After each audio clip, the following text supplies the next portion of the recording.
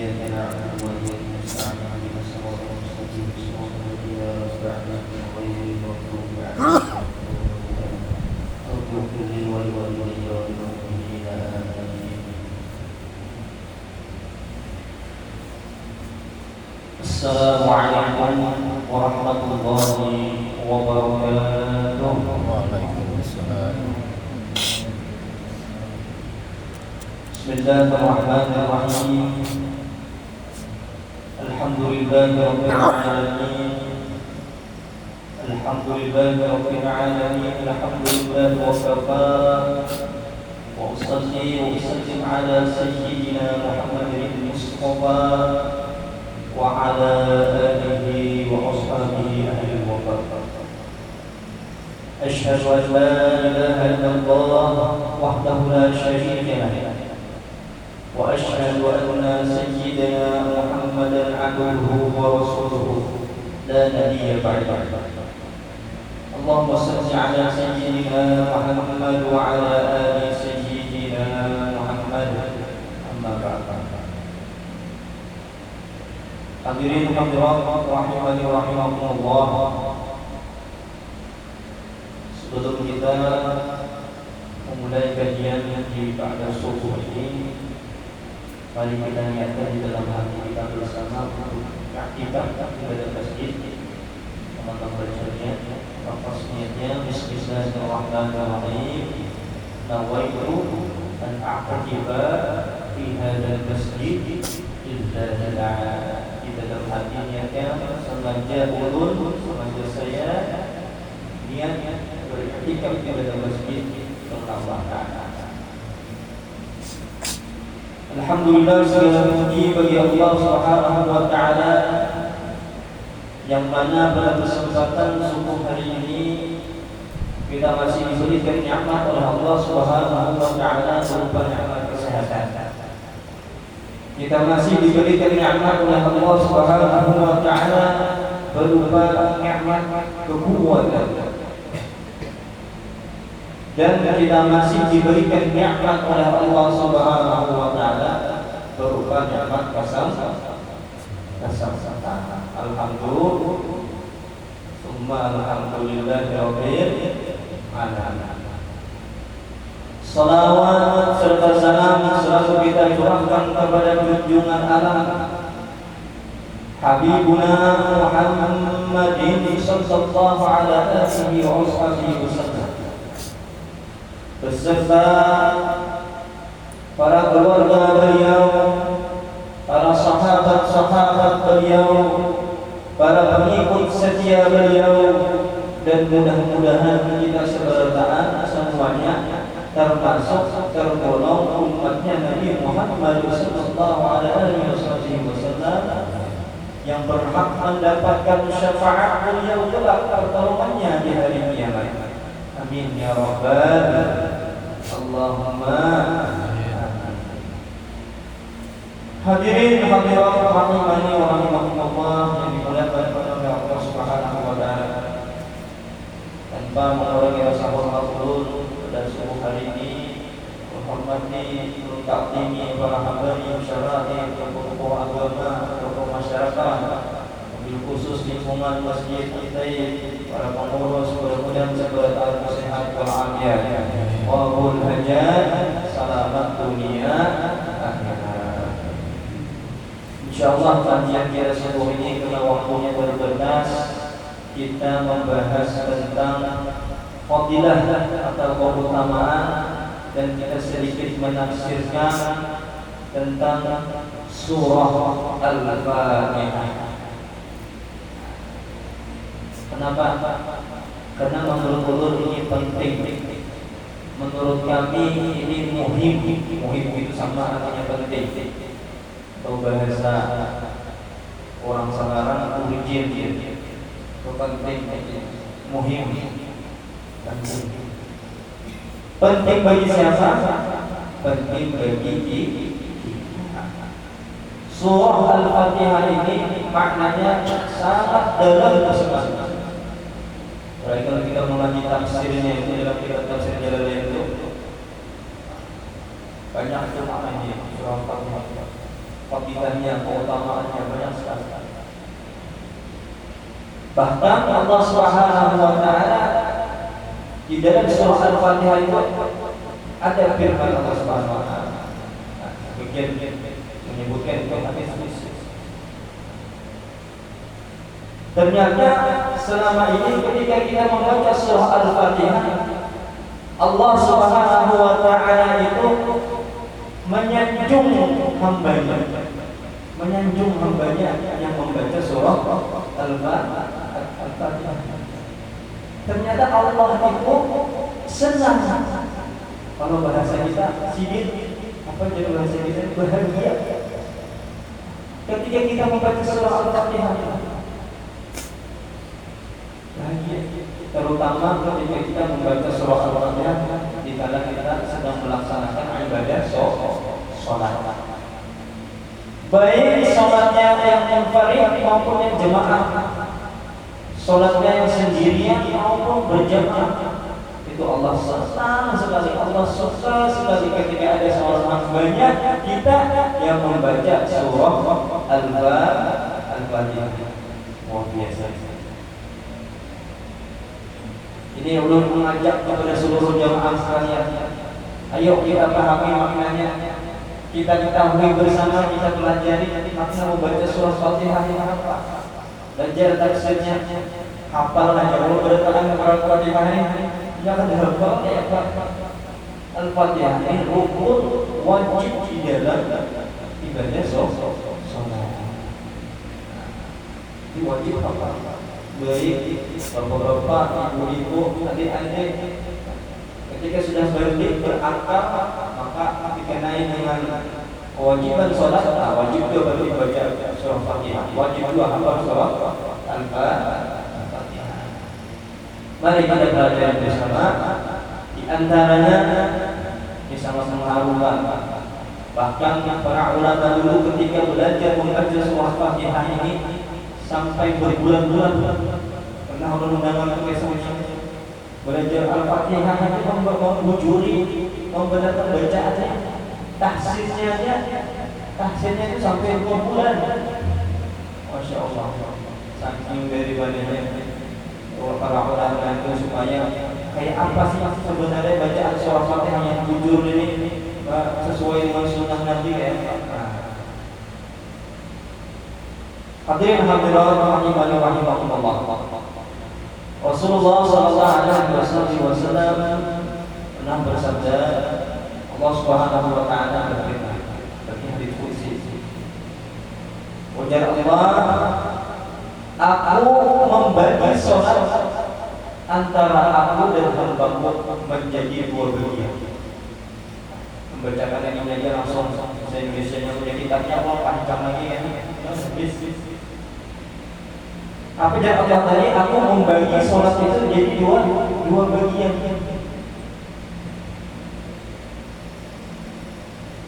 Dan bagi hamba-Ku apa yang dia minta. Jangan lupa. Ketika seorang hamba membaca Alhamdulillahi Rabbil Alamin, makna alhamdulillah segala puji Allah bagi Allah. Rabbi Tuhan, Al-Alamin semesta alam. Alhamdulillahi Rabbil Alamin, segala puji bagi Allah Tuhan semesta alam. Itu maknanya. Ketika kita memuji Allah Subhanahu wa taala Tuhan semesta alam, ternyata di dalam hadis qudsi disebutkan Allah itu menjawab. Bapak Ibu sekalian, ini baru ayat kedua kalau dalam surah Al-Fatihah. Ayat satunya mana? Bismillah itu ayat 1.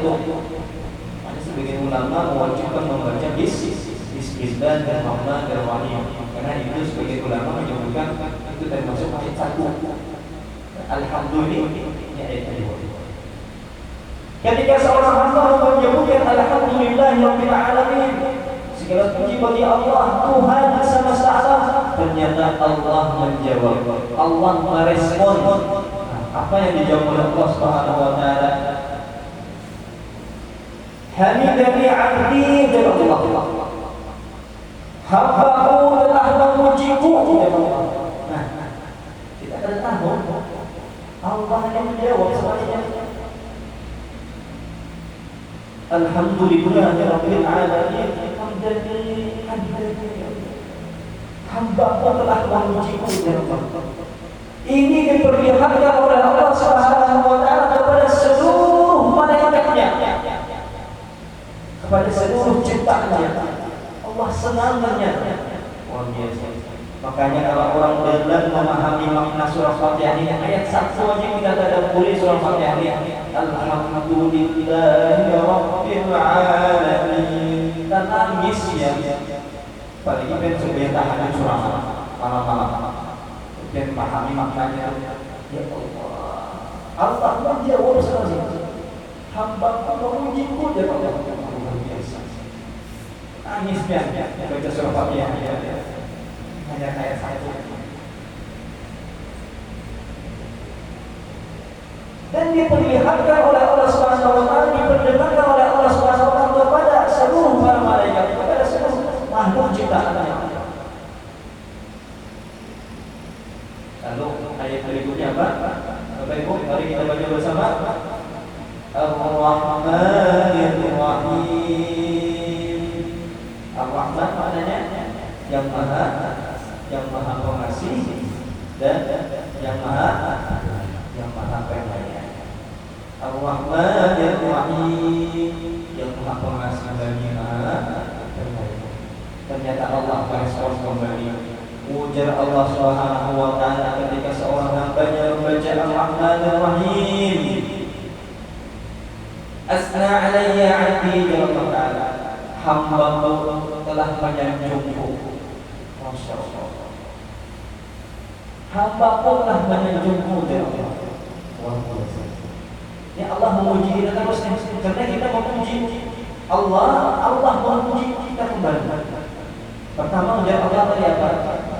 Hamidani 'abdi, hamba telah memujiku. Kemudian yang kedua apa dari Allah? Asma'ni ya 'abdi, hamba telah memujiku. Senang Allah Ta'ala menyatakan. Kemudian ketika kita membaca ayat yang berikutnya, Maliki yaumiddin. Maliki yang maha merajai. Yaumiddin hari pembalasan. Malik itu artinya yang maha merajai. Kalau dalam bahasa Arab, Malik itu artinya raja. Kalau dalam surah Al-Fatihah, Malik yaumiddin diartikan sebagai yang maha merajai. Karena itu Allah, sebaca kepada Allah, yang maha merajai di hari pembalasan. Ternyata Allah kemudian merespon kembali ujar Allah, Majjadani 'abdi marratan tawwada ilayya 'abdi. Masyaallah. Ketika kita membaca Maliki yaumiddin, Allah merespon membalas dengan membaca Majjadani 'abdi marratan tawwada ilayya 'abdi, hambaku mengampunkanku atau hambaku telah menyerahkan urusan kepadaku. Kita bertawakal kepada Allah, menyerahkan urusan kita kepada Allah. Makanya ketika kita sholat itu, kalau kita paham makna membaca surah Fatihah ini, lepas pada dunia. Dunia itu ditinggalkan sebenarnya. Suami, istri, anak, harta, benda, tinggalkan dulu sementara. Ketika kita membaca Al-Fatihah di dalam sholat, Maliki yaumiddin, yang maha merajai di hari pembalasan. Ujar Allah, Majjadani 'abdi marratan tawwada ilayya 'abdi, hambaku telah mengampunkanku, hambaku telah menyerahkan urusannya kepadaku. Kalau urusan kita serahkan kepada yang memberikan segala urusan, apa hasilnya Bu? Apa hasilnya Pak? tuntas. pasti beres, pasti baik, endingnya itu pasti bagus. Si jin yang memberi, si jin juga yang mengakhiri. Si jin yang memberi, si jin juga yang meminta. Ya kan? Nah, kalau kita misal di kantor itu ada manajer memberikan pekerjaan, misal bagi pekerjaan kita oleh manajer tolong diselesaikan dalam waktu 2 minggu di sini. Tidak bisa kan 2 minggu sebanyak ini mesti tumpuk ini, tidak bisa. Ternyata dia manajer, oke baik saya kasih keringanan, saya bantu setengahnya. Dibantu. Ini kalau Allah, ya Allah semua urusan kita kembalikan kepada Allah. Nah ini pasti beres sesuai dengan apa yang diminta. Ya Allah, banyak benar ujian ya Allah. Ini ketika kita salah, banyak benar ujian hidupnya ya Allah. Diuji oleh anak, diuji oleh suami, diuji oleh istri, kadang diuji anak, kadang diuji bini, kadang diuji suami, diuji oleh keluarga sendiri, diuji oleh menantu, diuji oleh mertua.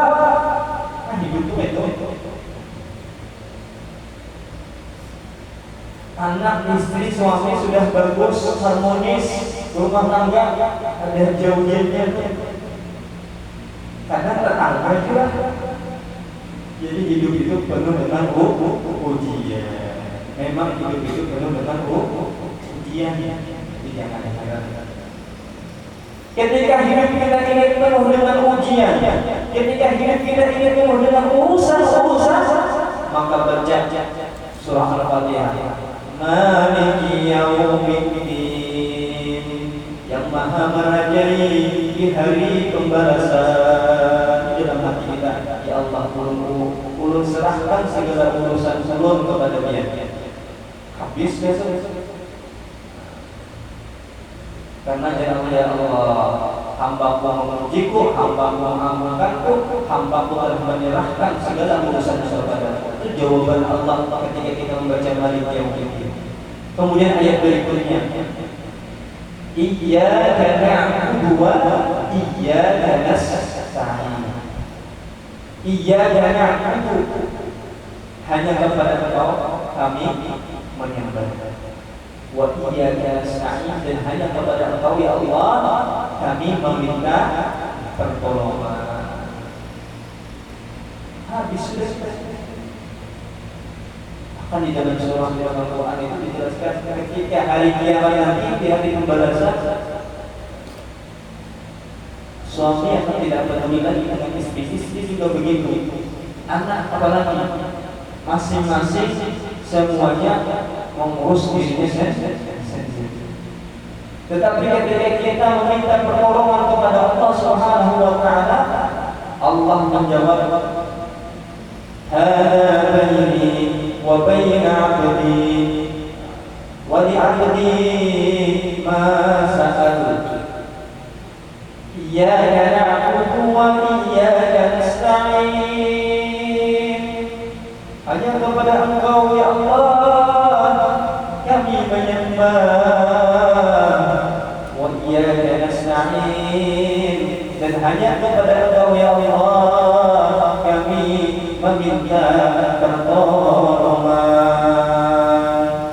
Ujar Allah, "Hada baini wa baina 'abdi." Ini urusan antara aku dengan hamba-Ku. Berarti kalau semua ayat ini bahasanya, ini antara diriku dan hamba-Ku dan Allah. Berarti kita itu sangat dekat kepada Allah Subhanahu wa Ta'ala. Dekat. Bayangkan. Bahkan para ulama menafsirkan saking dekatnya Allah Subhanahu wa Ta'ala itu lebih dekat daripada urat nadi kita ini. Berarti dekat banget. Ketika ada seorang bertanya pada para ulama, di mana Allah? Allah tidak pada tempat. Tapi di dalam hadis ini menyebutkan, "Hada baini wa baina 'abdi." Ini antara diri dan hamba-Ku, ditafsirkan Allah itu sangat dekat, bahkan lebih dekat daripada urat nadi kita. Wah, luar biasa. Wa li'abdi ma sa'al, dan untuk hamba pun sesuai apa yang dia minta. Dan untuk hamba kata Allah sesuai apa yang dia inginkan, apa yang dia munajatkan. Apa yang kita kehendaki itu Allah tahu, Maha tahu. Makanya ada sebagian ulama menafsirkan berdoa itu usah panjang-panjang ya ulama. Ini dulu ulama Ma'rifat sudah dikatakan ini usah panjang-panjang ya sudah. Kenapa dia usah panjang-panjang? Karena Allah itu sudah Maha tahu. Bahkan ada lagi yang lebih daripada ini. Ada fakirun wa ana abdul ghani. Walaupun saya ini orang miskin, saya orang fakir, tapi saya ini Abdul Ghani, hamba daripada yang Maha Kaya.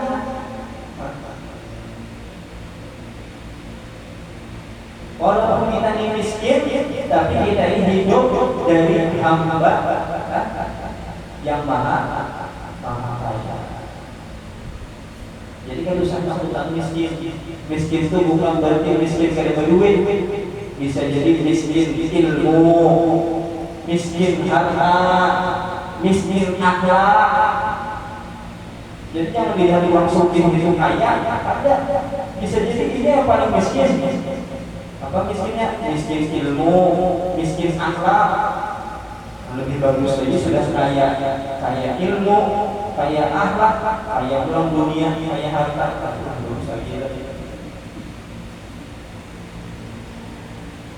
Kemudian ayat berikutnya kita baca, ihdinas siratal mustaqim siratal ladzina an'amta 'alaihim ghairil maghdubi 'alaihim waladdallin.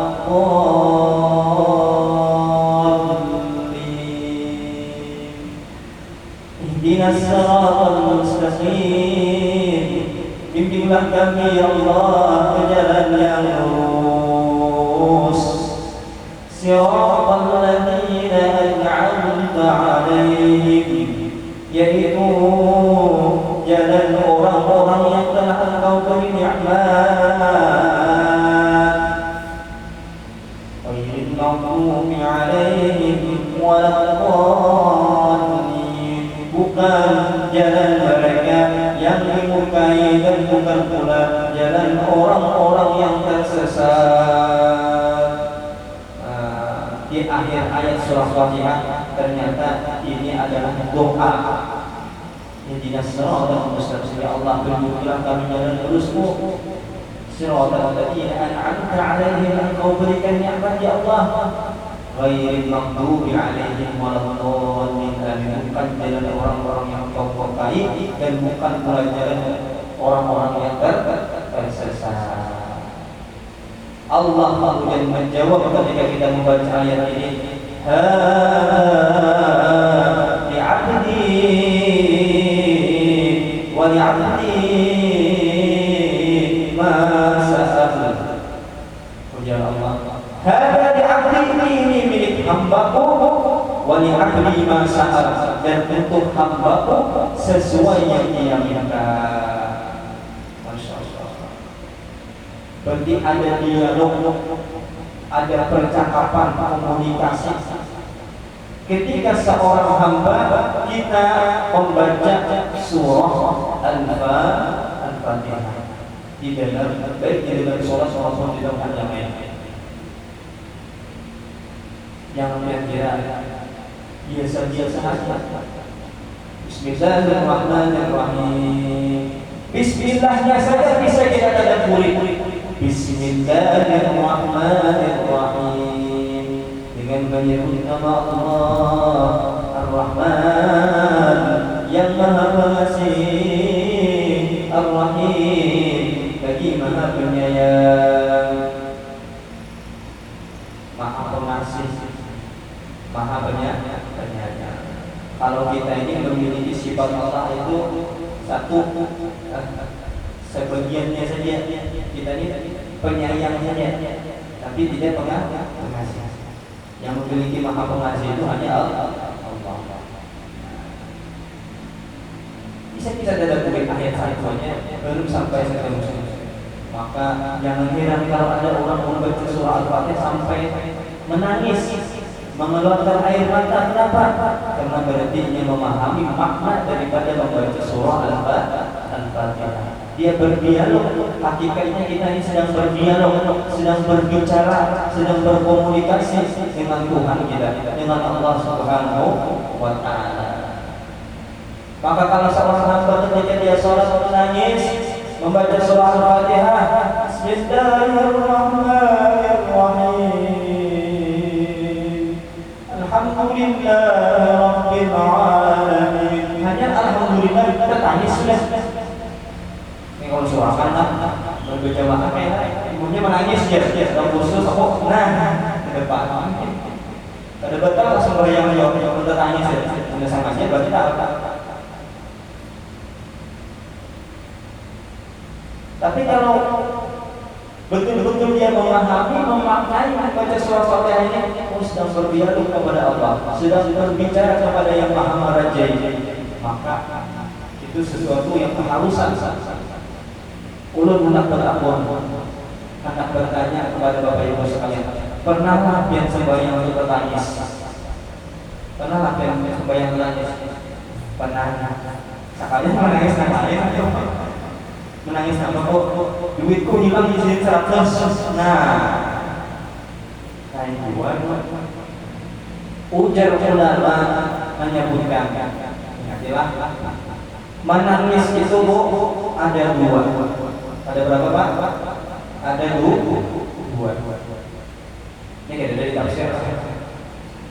Ini asal. Menangis itu ada dua.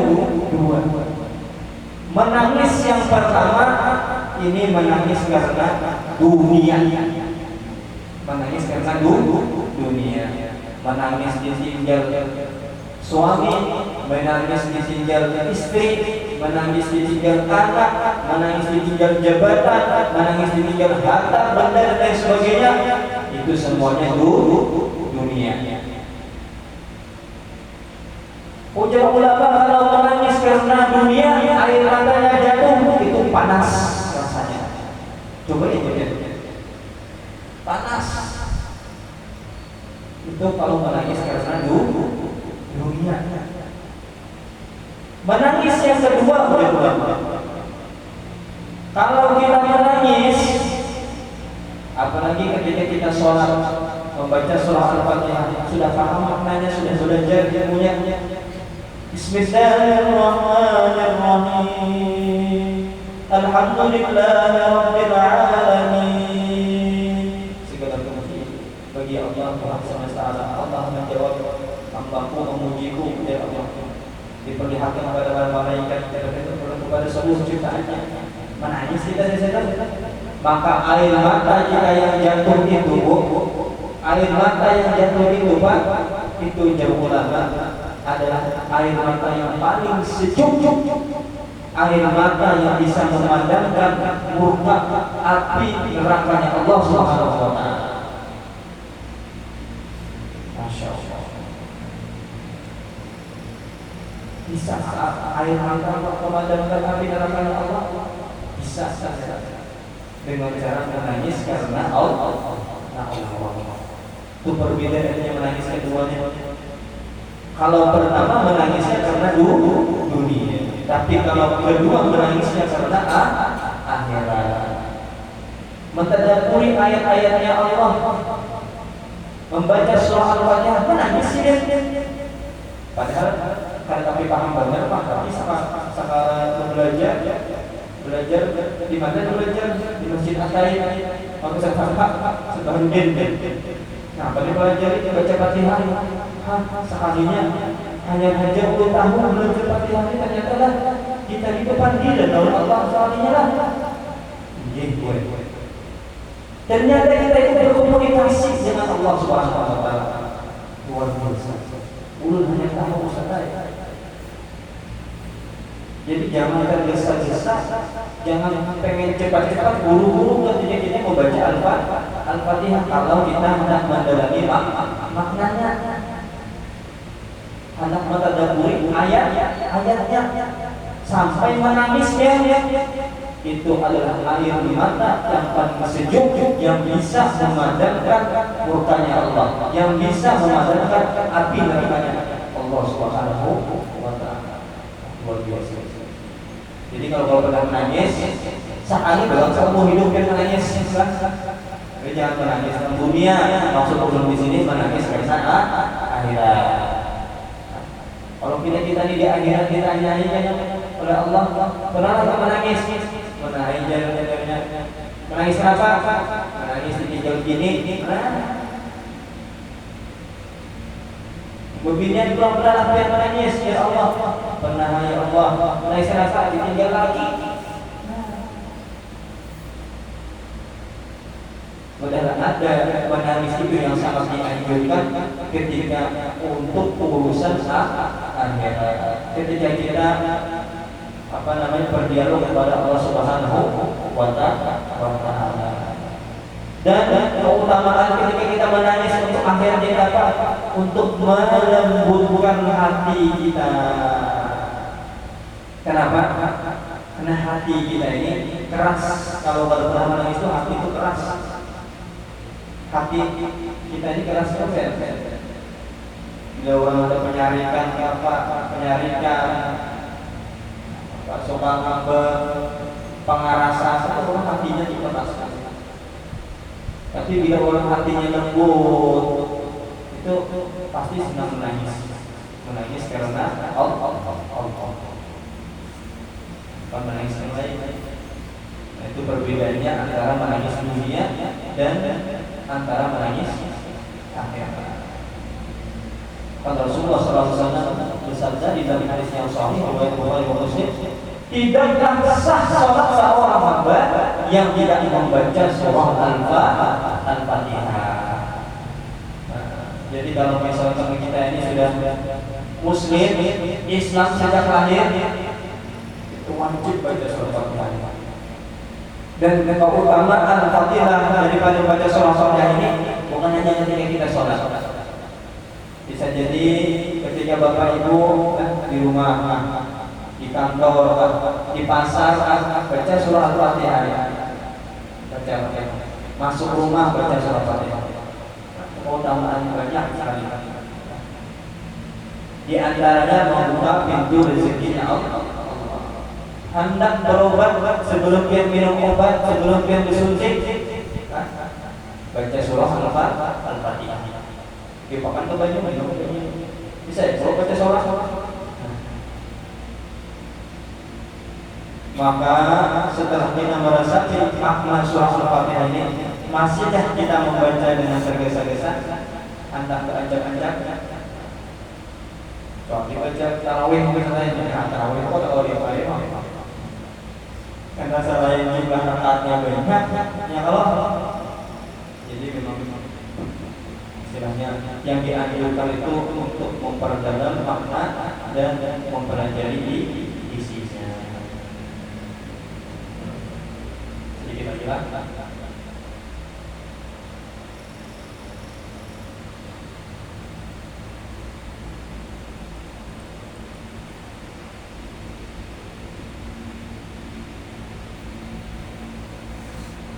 Kalau kita belajar di dalam ilmu tafsir,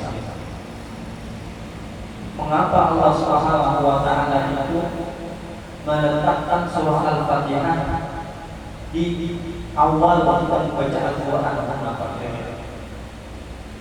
Kenapa ada surah yang pertama saja diturunkan oleh Allah, diberikan wahyu oleh Allah kepada Nabi kita Nabi Muhammad SAW? Apa surah yang pertama? Surah Al-An'am. Ketika Rasulullah sedang berselawat dibuat wahyu. Iqra bismi rabbikal ladzi khalaq. Ayat yang pertama turun. Tetapi ketika kita membaca surah di dalam Al-Quran, ternyata surah yang pertama adalah surah Al-Fatihah. Kenapa? Ternyata itu tidak sembarang-barang. Ternyata itu maknanya dan Al-Fatihah itu artinya pembuka. dan masih banyak lagi tercela. Kemudian di sini disebutkan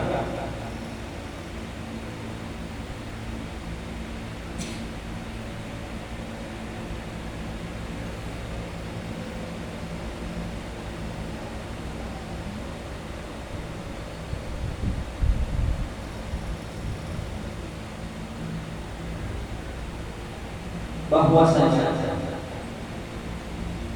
surah Al-Fatihah ini surah yang diturunkan di kota Makkah dan merupakan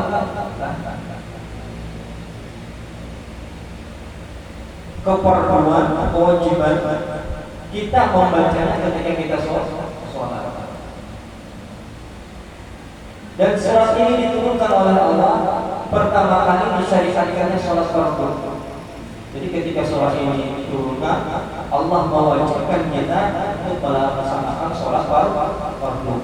Jadi sebelum surah ini diturunkan, belum diwajibkan sholat. Tetapi ketika Allah menurunkan ayat ini, maka disitulah kewajiban sholat dimulai. Dan surah ini terdiri dari 7 ayat dan perbedaannya dibaca atas mana saja. Ada yang mengatakan 6 ayat, ada yang mengatakan 7. Kalau 7, bismillah itu termasuk ayat pertama, ayat 1. Al-Fatihah artinya pembuka, yakni yang sangat sempurna dan demikian karena Al-Fatihah itu pembuka Al-Quran. Menurut ulama dikatakan secara tauqifik itu artinya perintah dari Allah. Al-Fatihah itu terdapat di awal mushaf Al-Quran, dinamakan Al-Fatihah sebagai isyarat bahwa surah ini merupakan pembuka yang amat sempurna bagi segala macam kebaikan. Jadi hendak membuka toko baca Al-Fatihah. Kenapa? Karena hakikatnya kita membuka juga. Mudah-mudahan Allah Subhanahu wa taala memberkahi. Apa perbedaan antara kita membuka toko dengan orang lain? Perbedaannya adalah keberkahan. Ketika kita yang membuka toko, membuka usaha, maka kita baca surah Al-Fatihah. Masuk rumah baca surah Al-Fatihah. Masuk kamar baca surah Al-Fatihah. Itu perbedaannya supaya bertambah keberkahan pada diri kita. Ingat masih apa yang saya sampaikan pada pertemuan sebelumnya, apa yang dimaksud dengan keberkahan?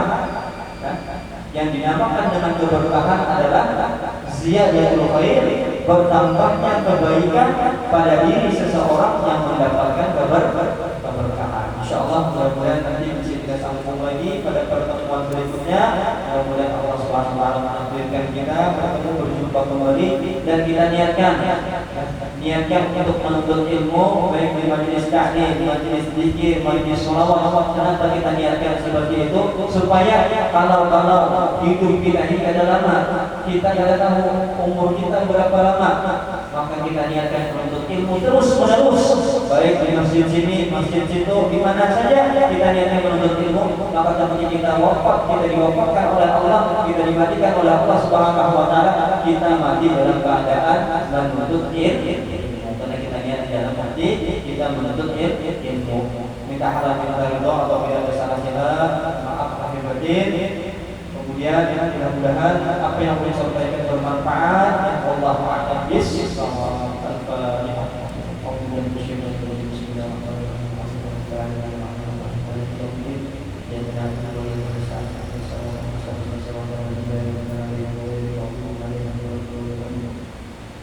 Amin ya Allah. Bismillahirrahmanirrahim. Alhamdulillahirabbil alamin. Wassalatu wassalamu ala asyrofil anbiya'i wal mursalin sayyidina wa nabiyina maulana Muhammadin wa ala alihi wa sahbihi ajma'in. Allahumma ighfir lana dhunubana wa liwalidina wa li asatidzina wa li ustazina wa li jami'il mu'minin wal mu'minat wal muslimin wal muslimat al-ahya'i minhum wal amwat.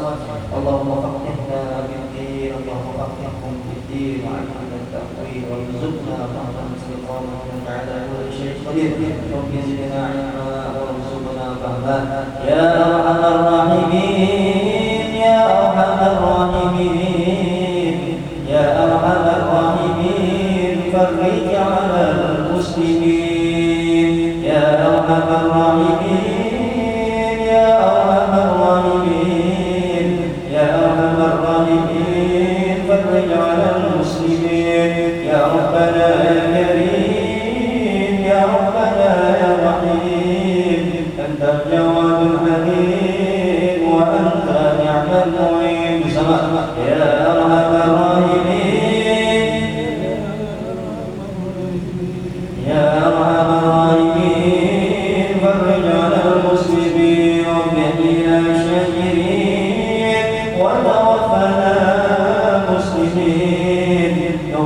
من الآمنين في زمرة السابقين يا أرحم الراحمين يا أرحم الراحمين فرج على المسلمين ثم الصلاة والسلام على شفيع الأنام والآل نعم الكرام والصحب والتابعين يا أرحم الراحمين يا أرحم الراحمين فرج على المسلمين وصلى الله على سيدنا محمد وعلى آله وصحبه وسلم سبحان ربك رب العزة عما يصفون سلام على المرسلين والحمد لله رب العالمين. تقبل الله منكم منا ومنكم تقبل dan berkat majelis zikir, majelis salawat, majelis ilmu, dosa-dosa kita diampuni oleh Allah Subhanahu wa taala, dosa guru kita diampuni oleh Allah Subhanahu wa taala, dosa orang-orang tua kita diampuni oleh Allah Subhanahu wa taala. Majelis zikir, majelis ilmu, majelis salawat, mudah-mudahan hidup kita diberkahi oleh Allah Subhanahu wa taala di dunia wal akhirah. Wassalamualaikum